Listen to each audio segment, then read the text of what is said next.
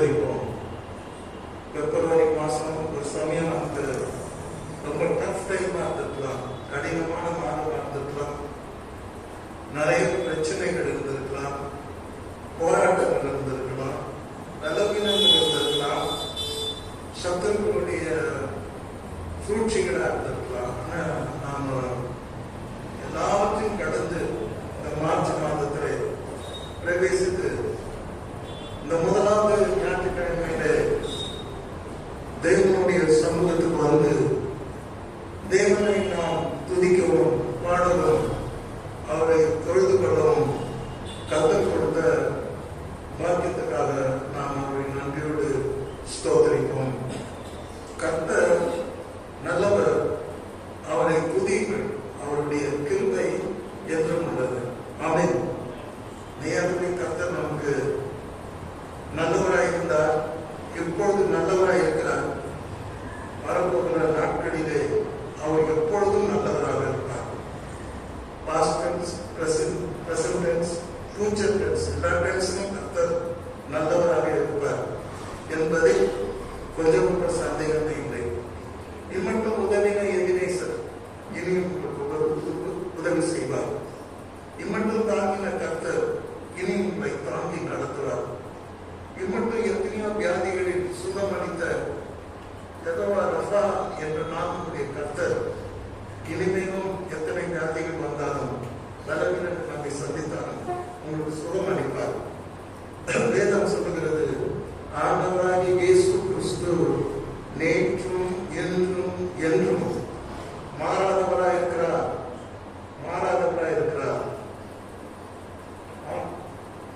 ஆண்டவராகிய இயேசு கிறிஸ்து நேற்றும் என்றும் என்றும் மாறாதவராய் இருக்கிறார். ஆமென். ஆண்டவர் மனுஷன் மாறுவான், காலங்கள் மாறும், காட்சிகள் மாறும், சூழ்நிலைகள் மாறும், ஆட்சிகள் மாறும், ராஜ்யங்கள் மாறும், ராஜாக்கள் மாறுவார்கள். ஆனால் ஆண்டவர் இயேசு கிறிஸ்து நேற்றும் என்றும் என்றும் மாறாதவராக நம்மோடு அவர் இருப்பார். மாறாத கர்த்தரை நாம் நன்றியோடு ஸ்தோத்திரிப்போம். இன்றைக்கு நாம் அனைவரும் ஐக்கிய திருவிருந்தில் பங்கு பெற வந்திருக்கின்றோம். ஐக்கிய திருவிருந்து என்பது கிறிஸ்தவ வாழ்க்கையில், ஆவிக்குரிய வாழ்க்கையில் ஒரு மையமான பகுதி, மிக முக்கியமான ஒரு நிகழ்ச்சி. ஆண்டவருடைய பிள்ளைகள் அனைவரும் இந்த கர்த்தருடைய பந்தியிலே கட்டாயம் பங்கு பெற வேண்டும்.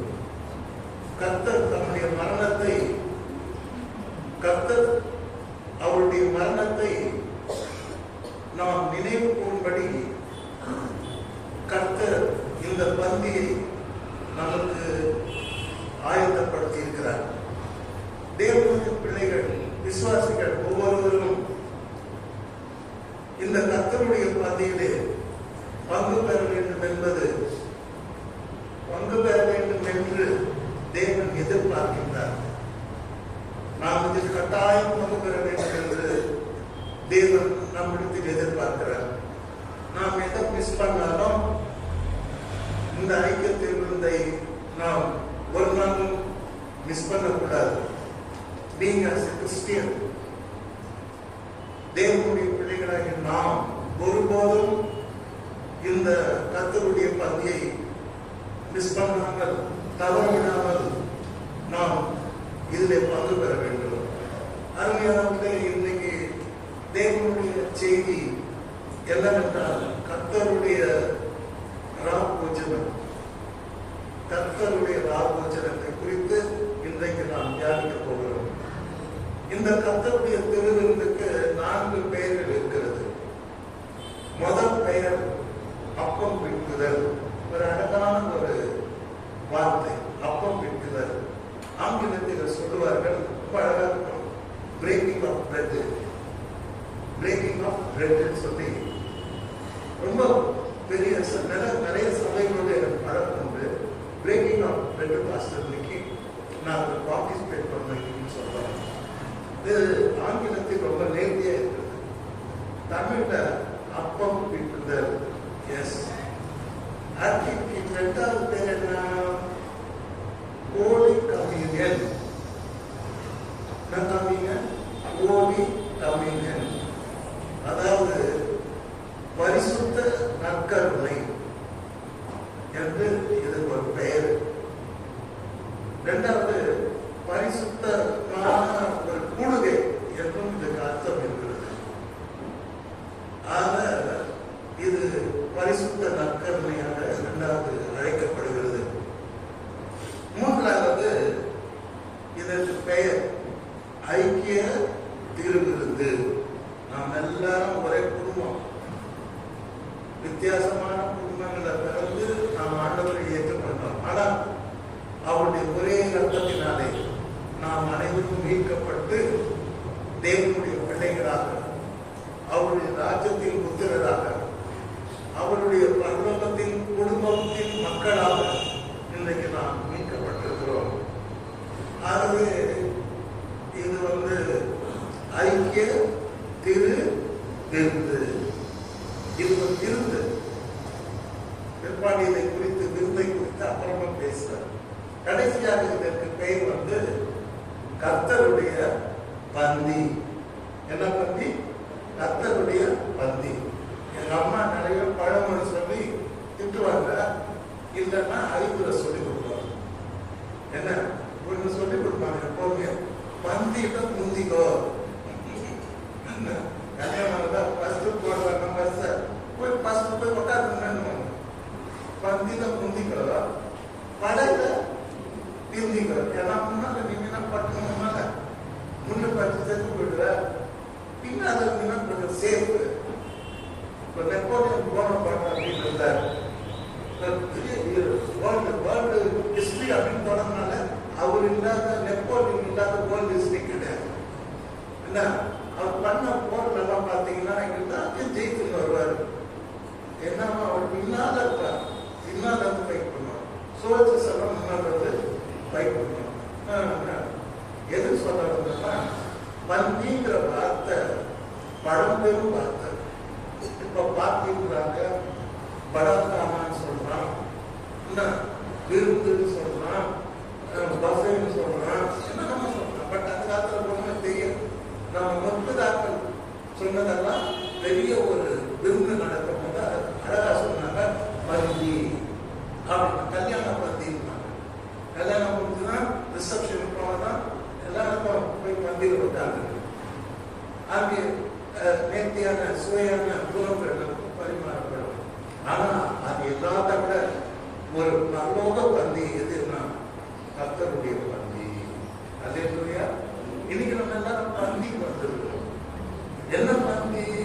கர்த்தர் வைக்கிற பந்தி, the feast of God. தேவன் வைக்கிற விருந்து, தேவன் வைக்கிற பந்தி அப்படின்னு வந்திருக்கோம். ஆகவே திருவிருந்து எடுக்கும் பொழுது கர்த்தருடைய பந்தி போறோம். இதை மிஸ் பண்ணவே கூடாது. அல்லேலூயா. எதை வேணா மிஸ் பண்ணுங்க, பஸ்ஸை மிஸ் பண்ணுங்க, ட்ரெயினை மிஸ் பண்ணுங்க, லைட்டை மிஸ் பண்ணுங்க, இல்ல உங்க நண்பர்களை மிஸ் பண்ணுங்க, உங்க உறவுகளை மிஸ் பண்ணுங்க. ஆனா வாழ்க்கையில மிஸ் பண்ணக்கூடாதது கர்த்தருடைய பந்தி. ஆமென். அருமையானவர்களே, ஆதி சபையை குறித்து நாம் அப்போஸ்தலர் நடவடிக்கைகள் 2ஆம் அதிகாரம் 46ஆம் வசனம் 47ஆம் வசனத்தில் பார்க்கின்றோம். 2 வசனமா, ஆனா பெரிய பெரிய 9 கண்டெய்ன்ஸ் அதுல இருக்குது. 9 கண்டெய்ன்ஸ், 9 விதமான பெரிய பெரிய சப்ஜெக்ட்ஸ் அதுல இருக்குது. ஆதி சபையில் என்ன பண்ணாங்கன்னா, 1 அப்போஸ்தலருடைய உபதேசம், teaching of pastors, teaching of disciples, teaching of the church. அந்த உபதேசத்துல ஸ்ட்ராங்கா நிலைச்சிருந்தாங்க. அல்லேலூயா. நம்ம கேட்கிற உபதேசத்தை கேட்கறது பெருசுல, அதுல நாம் நிலைத்திருக்க வேண்டும். 2வது அன்யோன்யம், the fellowship. இப்ப அந்த ஃபெலோஷிப் தான் இருக்கிறாங்கன்னு எனக்கு தெரியல. பழையகாலத்துல சாதாரணக்கா எல்லாருமே ஒரு புதன்கிழமைனா காட்டேஜ் மீட்டிங் வைப்பாங்க. அப்போ அவங்க வீட்டுக்கு போயிடும், எல்லாருக்கும் விருந்து வச்சு சாப்பாடுலாம் போட்டு சந்தோஷமா அந்த அன்யோன்யம் ஃபெலோஷிப், அத்தை அக்கா மாமா அப்படி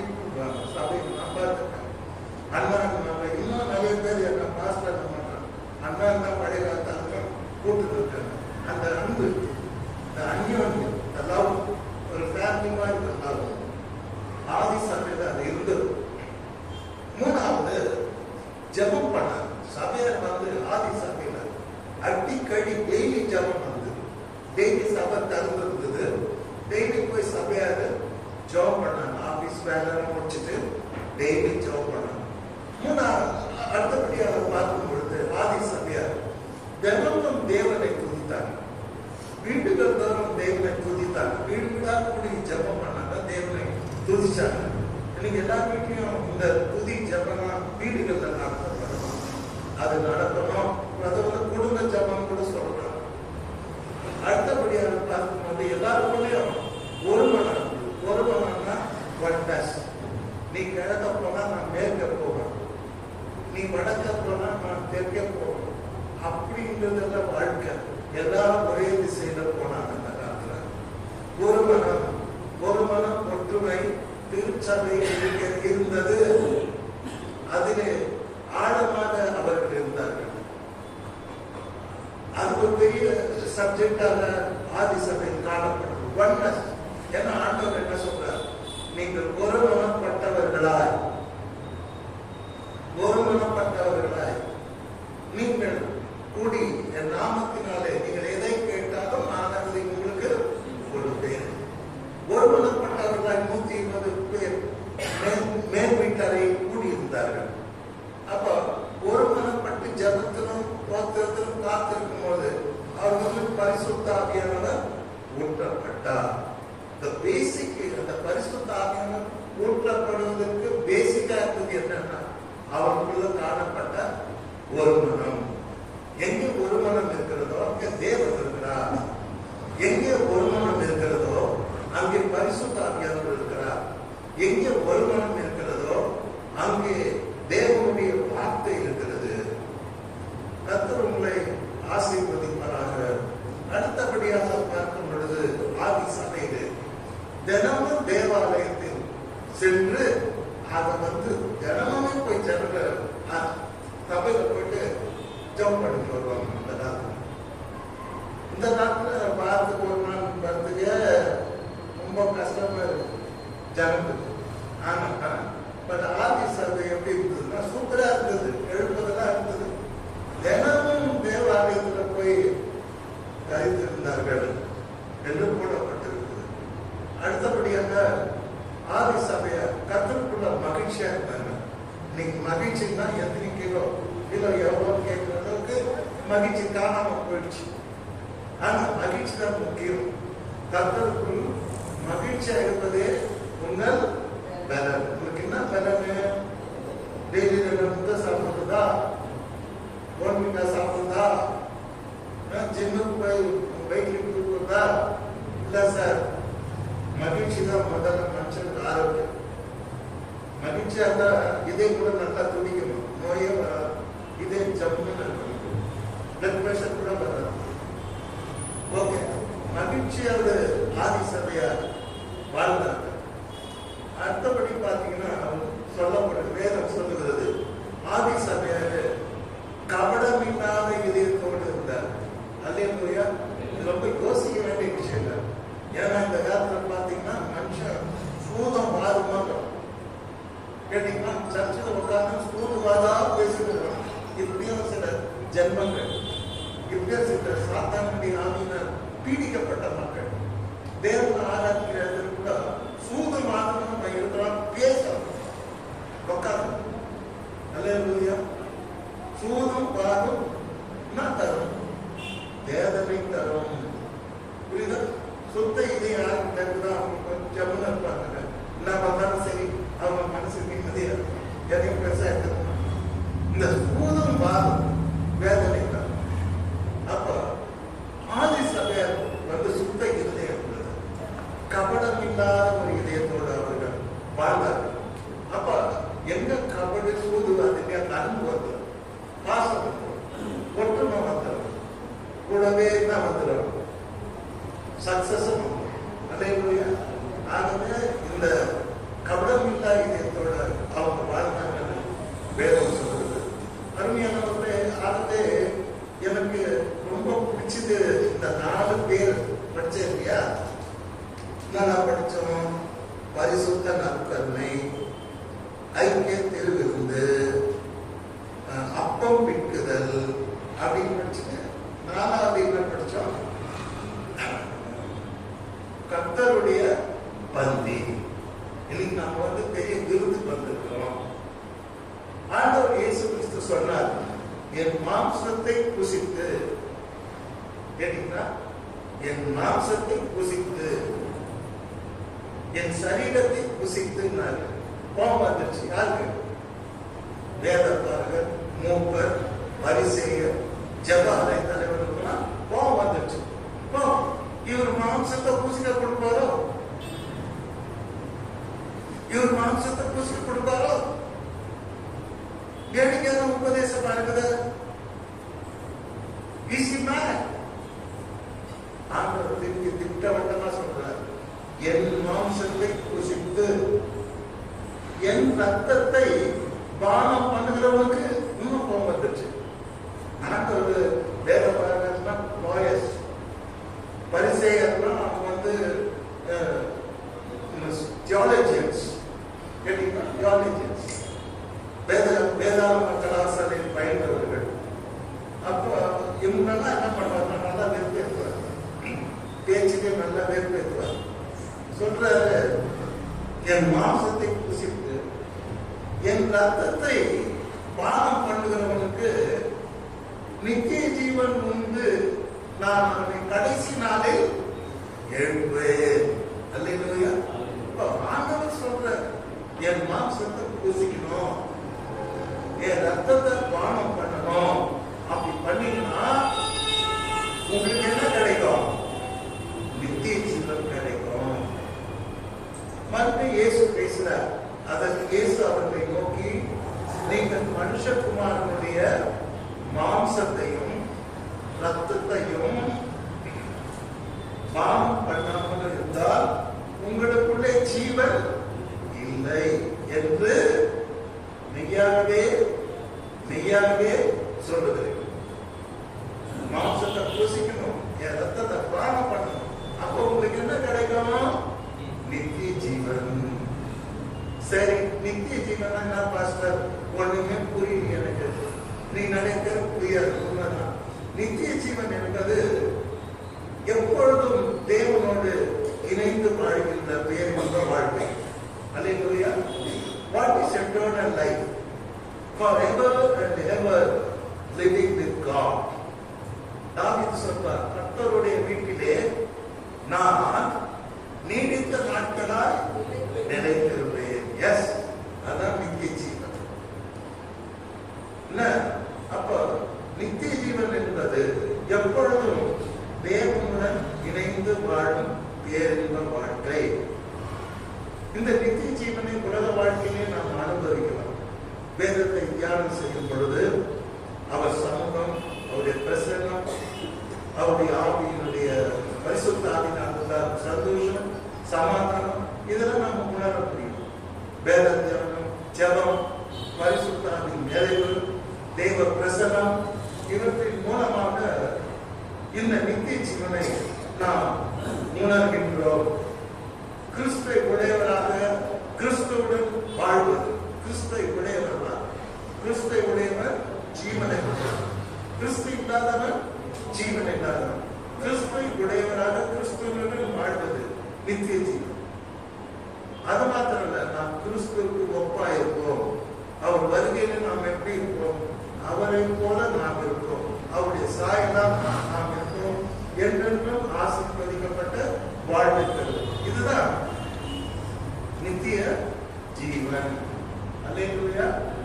அருமையானவர்களே, இங்க ஆண்டவர் என்னத்தை வலியுறுத்துறாருன்னா, என் மாம்சத்தை புசித்து.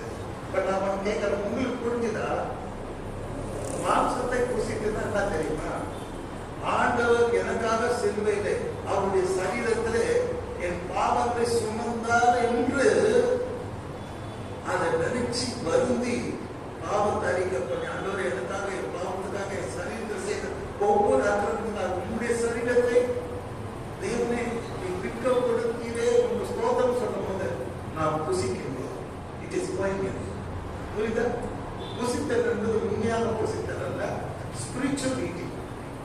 அதை விசுவாசிக்கும் போது உள்ள போயிடுது.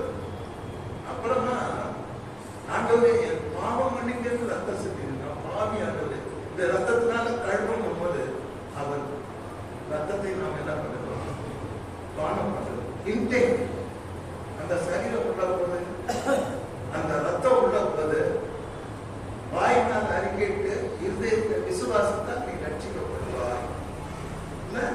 அந்த விசுவாசமும் ஏற்றுக்கொள்ளுதலும் அவருடைய மரணத்தை நாம் உள்ள அங்கீகரித்ததுமே புசித்தல்.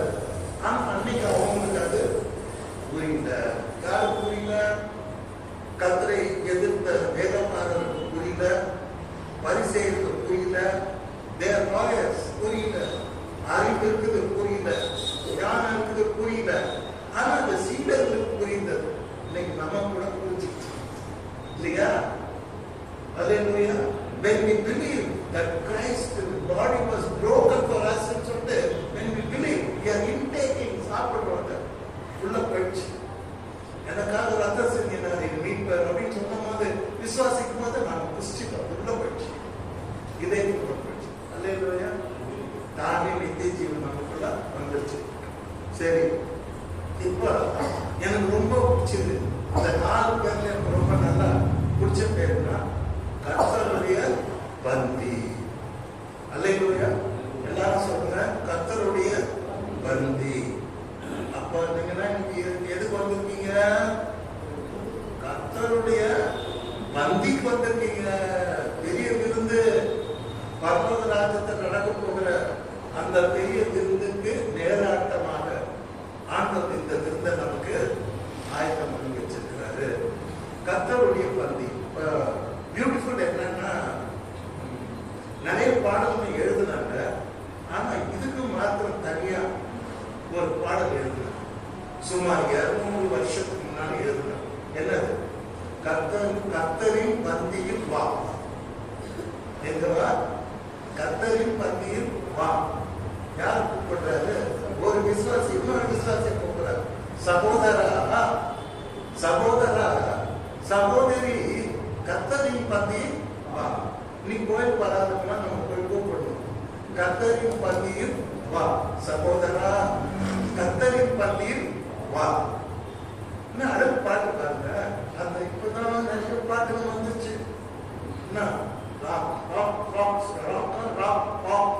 ஸ்டைல்லாம் பாட்டு வந்துருச்சு. இருக்கிற பாட்டை எடுத்து வேற மாதிரி பாடுறாங்க. ஆனா அன்னைக்கு அழகான இசையோட, அந்த கர்நாடிக் இசையோட போட்டு பாடினாங்க. கர்த்தரின் பந்தியில் வா. சகோதரா, கர்த்தரின் பந்தியில் வா. கர்த்தர் அன்பாய் சொந்த ரத்தத்தை சிந்தினார். பாட்டு ஸ்டான்ஸ் ஆட்டாங்க. கர்த்தர் ரத்தத்தை எப்படி சிந்தினா? கம்பல்சரியா அன்பா ரத்தம் சிந்தினார். உலக மக்கள் ரட்சிக்கப்பட வேண்டும் என்று அவர் ரொம்ப அன்போடு கூட அந்த ரத்தத்தை சிந்தினார். தான் சிலுவையில கூட சொல்வார், பிதாவே இவருக்கு மன்னியும், நாங்கள் செய்கிறது என்னதென்று அன்பை சிந்துறார். அதனாலதான் அவரால் அப்படி ஜெபிக்கிறது. அன்பு இல்லைன்னா கோபம் தான் வரும்.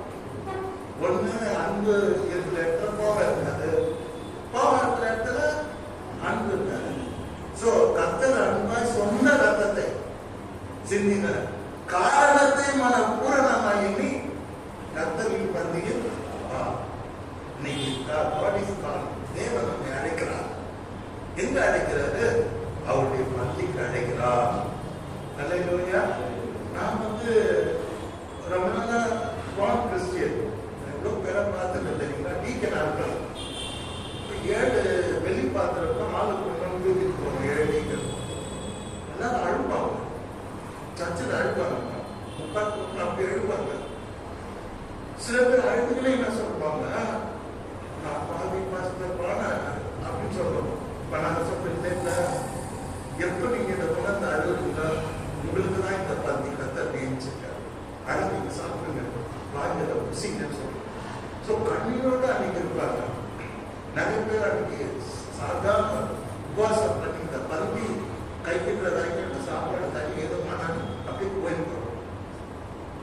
ஆனா அந்த பக்திமே இப்ப இல்லைன்னு நம்ம சொல்ல முடியாது. இல்லைங்க இருக்குது, இன்னைக்கெல்லாம் இருக்குது. அதனால இந்த பந்தி சிறந்த பந்தி. 5 ஸ்டார் ஹோட்டல்ல நம்ம என்னதான் போய் பார்ட்டிசிபேட் பண்ணணும், அதை விட பிரமாண்டமான பந்தி இன்னைக்கு நாம் பங்கு பெற போகிற கர்த்தருடைய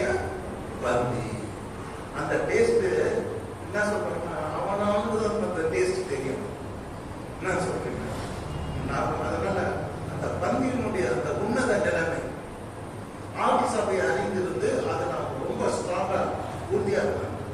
நம்ம மாஸ்க் போடும்போது தான் அப்பம் பிடிச்சுதான் செய்யணும். ஏன்னா நம்ம ரெடி ஆக மாட்டோம் ஒரு வாரத்துல, ஒரு மாசம் எடுத்துக்கிறோம். ஆனா அந்த காலத்துல வந்து வாரம் அப்பம் பிடிக்குதல் கர்த்தருடைய பந்தி நடந்தது. ஒரு சின்ன அது சமயப்பட்ட பாட்டு இருக்குது. நான் முடிஞ்ச அந்த பாட்டு நம்ம பாட்டு போடுறதுக்கு அந்த பாட்டு இருக்கு.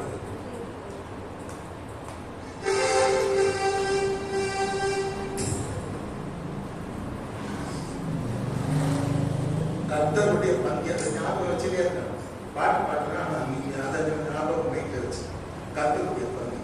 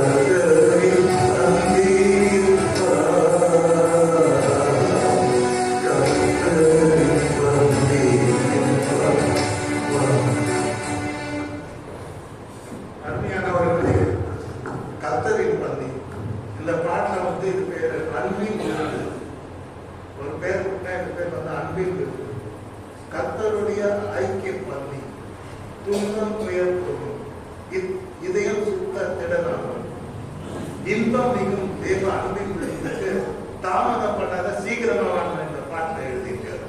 அருமையானவற்றை இந்த பந்தி கர்த்தருடைய பந்தி.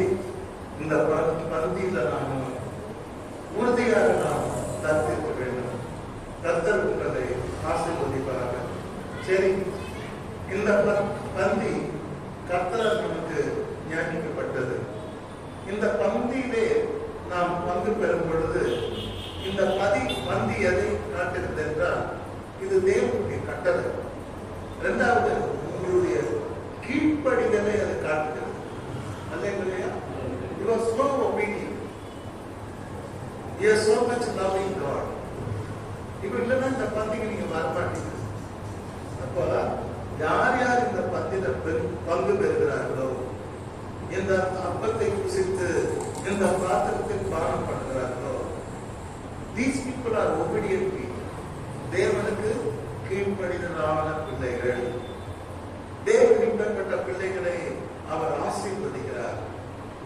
இப்பேற்பட்ட பிள்ளைகளுக்கு தான் நித்திய ஜீவனை சுதந்திரிக்க முடியும். இப்பேற்பட்ட பிள்ளைகளை தேவன் உயர்த்துகிறார். ஆக நாம் இன்றைக்கு கர்த்தருடைய கட்டளைக்கு கீழ்ப்படிந்து இந்த பந்தியிலே பங்கு பெற வந்திருக்கிறோம். ஒரு சமயம் நீங்க நினைக்கலாம், நான் பெரிய பக்திமான பாஸ்டர், நான் ஒன்றும் பெரிய பைபிள் எனக்கு தெரியாத பாஸ்டர் இல்லைங்க. ஆனாலும் நீங்க தான் இன்னைக்கு கீழ்ப்படிதான பிள்ளைகள். You have come forward to take part in Lord's Supper. இன்றைக்கு கர்த்தருடைய பந்தியிலே பங்கு பெறுவதற்கு நீங்கள் சந்தோஷமாய் வந்திருக்கிறீர்கள். இது தேவனுக்கு நீங்கள் கீழ்ப்படுகிறதற்கு அடையாளமாக இருக்கிறது. அல்லேலூயா, அல்லேலூயா. எப்பவுமே உங்களை கண்டம் பண்ண முடியாது. நீ வேதம் அப்ரிஷியேட் பண்ணுகிறது. Those who are participating in Lord's Supper, Holy Communion, they are the obedient children of God. தேவனுக்கு கீழ்ப்படிதான பிள்ளைகள். நிறைய பேர் பார்த்துருக்கேன், வேலை இல்லை அப்படின்னா, ஆனா கர்த்தருடைய பத்தியம் எப்படின்னா சபைக்கு வந்துடுவாங்க, வந்து அதை பங்கு பெறும். That shows they are obedient. Hallelujah. You people are obedient people. God is going to bless you. எப்ப நீங்க கீழ்ப்படுகிறீங்களோ அப்ப கர்த்தர் உங்களை ஆசீர்வதிப்பார். உன்னை சகல ஜாதிகளிலும் நான் உன்னை மேன்மையாக வைப்பேன், உன்னை வாழாக்காமல் தலையாக்குவேன், உன்னை கீழாக்காமல் மேலாக்குவேன்.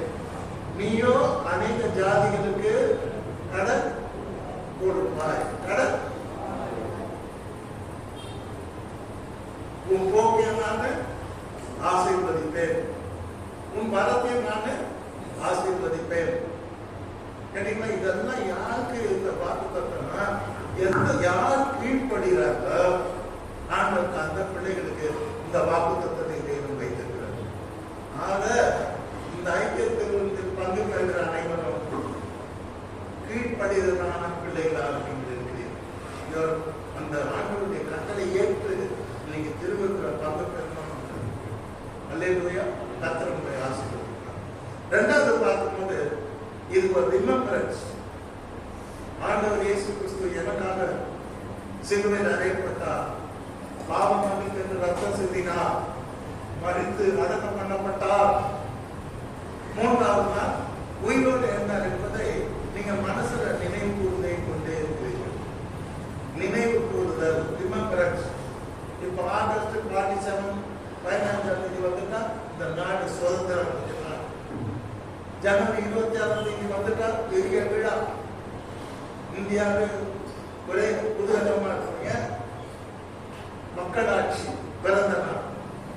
சோ கல்யாண நாள், பிறந்த நாள், நிறைய நினைவு நாட்களை நாம பார்க்கிறோம்.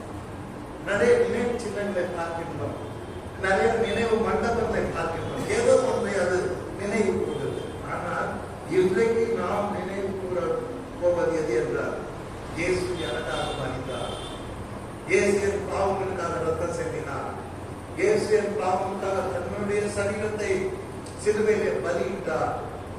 பாவம் போக்கும் கிருபாதார பலி அவரே. அவரை பற்றும் விசுவாசத்தினாலே நான் நீதிமானாக்கப்படுகிறேன். அவரை பற்றும் விசுவாசத்தினாலே பாவ மன்னிப்பாக மீட்பு ரட்சிப்பு எனக்கு உண்டாயிருக்கிறது என்பதை இன்றைக்கு நாம் நினைவு போகிறோம். புரியுதா? அப்ப ஆண்டவர் இயேசு என்ன பண்ணாரு?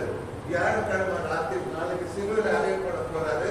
ராத்திரிலாம் கூப்பிட்ட சிஷ்யரை ரவுண்டா உட்கார வச்சு அப்பத்தை எடுத்து அதை ஸ்தோத்திரம் பண்ணி அதை அவரே விட்டு சீஷத்துக்கு கொடுத்து, இது உங்களுக்காக கொடுக்கப்படுகிற என்னுடைய சரீரமா இருக்கிறது, என்னை நினைவு கூறும்படி இதை செய்யுங்கள். அப்பத்தை கொடுத்து அவர் கொடுக்கிறார். அன்பா பாசமா 12 சீஷர் கையில கொடுக்கிறார். இதை வாங்குங்க, பூசிங்க, இது உங்களுக்காக நான் கொடுக்கிற என்னுடைய சரீரம். இயேசு நமக்காக தன்னுடைய சரீரத்தையே ஜீவ பலியாக, உயிருள்ள பலியாக அவர் கல்வாரி சிலுவையிலே கொடுத்தார். அதை நாம் இன்றைக்கு நினைவு கூறுகிறோம். அல்லேலூயா. ஏன்னா ஆண்டவர் சொன்னார், என்னை நினைவு கூறும்படி இதை செய்யுங்கள். Remember me. ஆண்டவர் வந்து என்னை மறந்துடாதீங்கன்னு சொல்றார். என் பாடுகளை மறந்துடாதீங்க, நான் சிந்தின ரத்தத்தை மறந்துடாதீங்க, நான் உயிர் தெரிந்த சதா காலம் உயிரோடு தான் இருக்கிறேன், அதை மறந்துடாதீங்க. என்னை மறக்காத இருக்கிறதுக்கு அடிக்கடி நீங்க என்ன பண்ணுங்க, செய்யுங்க. என்னை நினைவு கூறும்படி இதை செய்யுங்க. Today we have to remember the crucifixion of Lord Jesus Christ. ஆண்டவர் சிலுவையில் நம்ம பாவங்களுக்காக அறையப்பட்டதை நிறைய நினைவு அந்நியவர்களை நாம் நினைவு கூறுகிறோமா? நினைவு கூர்ந்தால் மகிழ்ச்சி. கர்த்தர் உங்களை ஆசீர்வதிப்பார். அடுத்தபடியாக பார்க்கும் பொழுது இங்கே ஸ்தோத்திரம் பண்ணி அப்பத்தை கொடுத்தார். அருமையானவர்களே, இந்த 26ஆம் வசனத்திலே, ஆகையால் நீங்கள் அந்த அப்பத்தை புசித்து இந்த பாத்திரத்தில் பானம் பண்ணும் போதெல்லாம் கர்த்தர் வருமானமும் அவருடைய மரணத்தை தெரிவிக்கிறீர்கள். It is a communication of death. ஆண்டவர் இயேசு கிறிஸ்துவின் மரணத்தை நம்ம அறியாமலே ஒருவருக்கு ஒரு சொல்லிக் கொடுக்கிறோம். இப்போ அப்பத்தை அவங்களுக்கு கொடுக்கும்போது அவர் என்ன சொல்றாரு? இயேசுவின் சரீரம் உங்களுக்காக மீட்கப்பட்டது. நீங்க வாங்கி உட்கொள்ளும் போது என்ன சொல்றீங்க? இயேசுவின் சரீரம் எனக்காக மீட்கப்பட்டது. இந்த பாத்திரத்தை பானம் பண்ணும்போது நீங்க என்ன சொல்றீங்க? பாவம் மன்னிக்கிறது எனக்கு சிந்தப்பட்டது. கொடுக்கணும்னா அதை சொல்றேன். ஒருவருக்கு ஒருவர் நாம் அதை சாட்சி கொடுக்கின்றோம். உலகத்துல பார்க்கிற மக்கள் இவங்க என்ன நம்ம சாப்பிடுறாங்கன்னா அவங்களுக்கும் அது சொல்லப்படுகிறது. இயேசு உலக ரட்சகர், உலக மீட்பர், பாவிகளை இந்த உலகத்துக்கு வந்தவர், உலகத்தின் பாவத்தை சுமந்து தீர்த்த தேவாட்குட்டி. அதுதான் அவங்க பண்றாங்க, அதுதான் அவங்க நினைக்கிறாங்க இன்னைக்கு அப்படின்னு உலகத்துக்கு அது சொல்லப்படுகிறது. அருமையானவர்களே, இந்த வேலையில நாம் பார்க்கப்படுது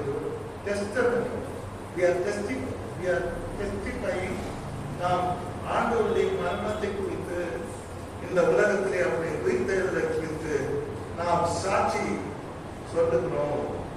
கர்த்தர் உங்களை ஆசீர்வதிப்பாராக. அடுத்தபடியாக நாம் பார்க்கும் பொழுது தீர்வுக்கு வந்து confession, salvation through his blood. அதாவது ஆண்டவர் மத்தேயு 26:28 வசனத்தில் பாவ மன்னிப்பு உண்டாகும்படி அநேகருக்காக சிந்தப்படுகிற புது உடன்படிக்கைக்குரிய என்னுடைய ரத்தம் என்றார். என் ரத்தம் அநேகருக்காக சிந்தப்பட போகிறது. அதாவது அந்த ரத்தம் நோ அதர் வாஸ் பாவம் மன்னிப்பு என்று சிந்தப்பட்ட ரத்தம். எப்பேற்பட்ட பாவம் அந்த ரத்தத்தை வந்து பற்றினார்னா உடனே அவருக்கு பாவம்னா தீரும். அந்த ரத்தம் உடனே அவர் பாவத்தை கழுவி சுத்திகரிக்கும். ஆகவே ஆண்டவர் ரொம்ப தைரியமா சொல்றார், பாவ மன்னிப்பா உண்டாகும்படி அநேகருக்காக, இந்த உலகத்துக்காக வாழ்கிறவர்கள் வாழ போகிறவர்கள் அனைவருக்காகவும் சிந்தப்படுகிறார் புது உடன்படிக்கைக்குரிய என்னுடைய ரத்தம். இயேசு குறிப்பிட்ட ஒருவருக்காக ரத்தம் சென்றவில்லை. இந்த உலகம் பாவம் ரட்சிப்பை பெற்று பரலோக ராஜ்யத்தில் பிரவேசிப்பதற்காக ஆண்டவர் ரத்தம் செலுத்தினார். அல்லேலூயா. நான் நம்புவேன் இயேசு எனக்காய் மரித்தார். நாம் பார்க்கிறோம்.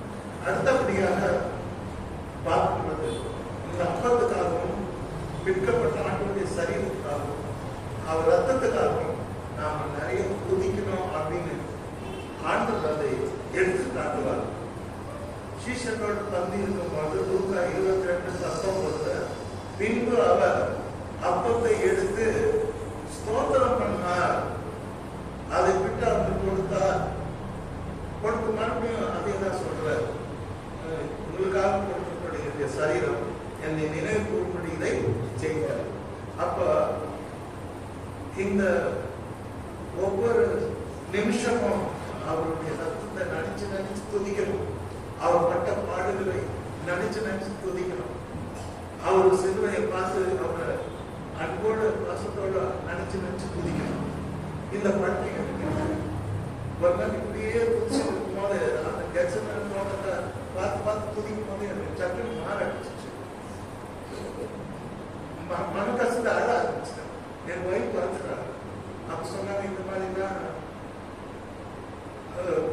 பாதிக்கப்படக்கூடாது, இதயம் பாதிக்கும், நீங்க ஹார்ட் அழக்கூடாது, இதயம் உடையக்கூடாது, மன கஷ்டத்தை அழக்கூடாது அப்படின்னு இருக்காங்க.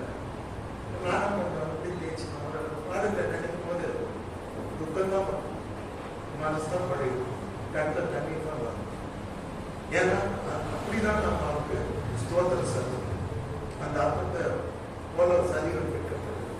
அவர் உடம்புல மாத்திரம் 5000 காயம், முள்ளால குத்தப்பட்ட காயம், கள்ளத்தில் அரைச்ச காயம், ஒரு தடியடி நடத்துற காயம், அப்புறம் ஆணிகளை விட்ட காயம், வாழ்நாள் அச்ச காயம், இதெல்லாம் கணக்கு போட்டுக்கிறாங்க.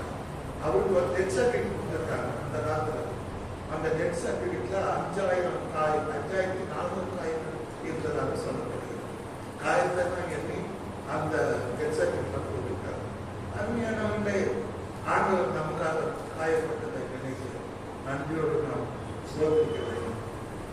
கடைசியாக பார்க்கும் பொழுது பவுல் தன்னுடைய நிருபத்தில் எழுதுகிறார், ஆகையால் நீங்கள் இந்த அப்பத்தை புசித்து இந்த பாத்திரத்தில் பானம் பண்ணும் போதெல்லாம் கர்த்தர் வருமளவும் அவருடைய மரணத்தை தெரிவிக்கிறார். கர்த்தர் வருமளவும், அதாவது இந்த அப்பத்தை விட்டு இந்த பாத்திரத்தில் பானம் பண்ணும் போதெல்லாம் ஒரு கிரேட் மெசேஜ் நமக்கு வருது. என்னன்னா, இயேசு சீக்கிரமாய் வரப்போகிறார், அவர் 2ஆம் வருகை சீக்கிரமா நடக்க போகிறது.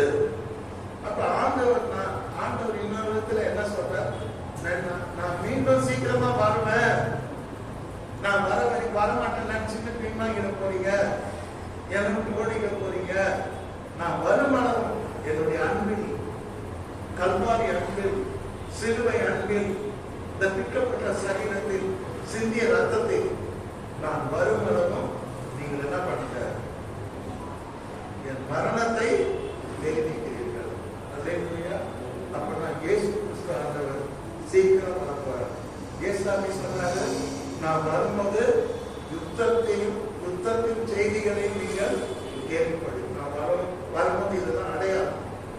ஜாதிக்கு விரோதமா ஜாதி, மதத்துக்கு விரோதமா மதம், கலகங்கள், யுத்தங்கள், கொள்ளை நோய்கள், பஞ்சங்கள் எல்லாம் நடக்கும். இப்ப பாத்தீங்கன்னா நியூஸ் என்னன்னா, ஈரான் வார், இஸ்ரேல் ஒரு பக்கம், அமெரிக்கா ஒரு பக்கம், உக்ரைன் ரஷ்யா ஒரு பக்கம், ஹமாஸ் இஸ்ரேல் காசா ஒரு பக்கம், எங்கப்பாரு யுத்தம். எதனால இந்த நியூக்ளியர் வெப்பனை உடச்சான்னு வச்சுக்க, போட்டான்னு வச்சுக்க, உலகமே நாசமா போயிடும். ஒரு கிராம் தங்கம் யாரும் சொல்றாங்க, இந்த வார் தொடர்ந்தா ஒரு கிராம் தங்கம் 1 லட்சம் ரூபாய் அதிகம். என்னது எவ்வளவு புரியுங்க? ஒரு சவரனுக்கு 8 கிராம் இருக்குது.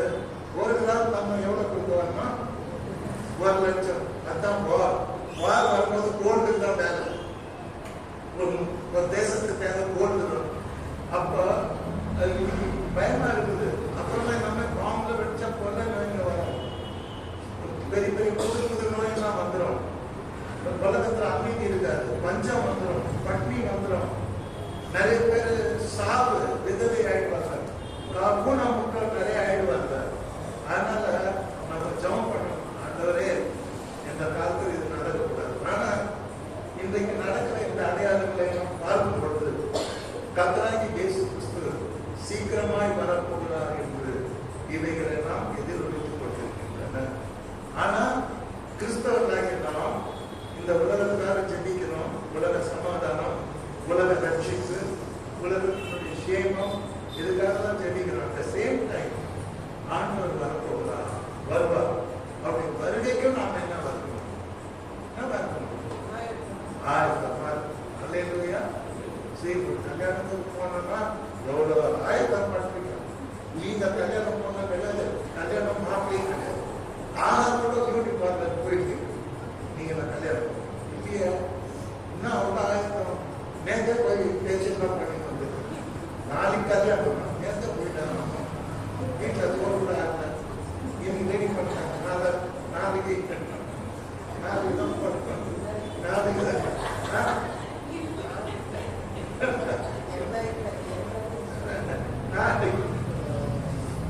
நிறைய பேர் பார்த்து மதம் போயிட்டோம்.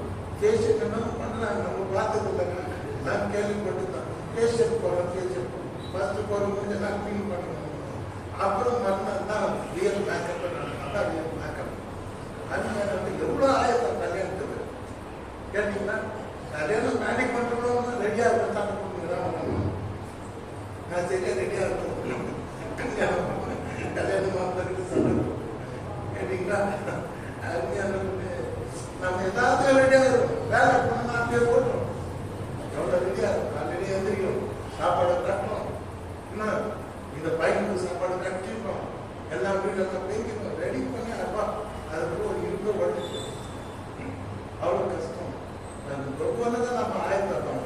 ஆயத்தம் இல்லாமல் நம்முடைய பொண்ணு இல்லைங்க. இங்கேருந்து டெல்லிக்கு ஃப்ளைட்டில் போனேன்.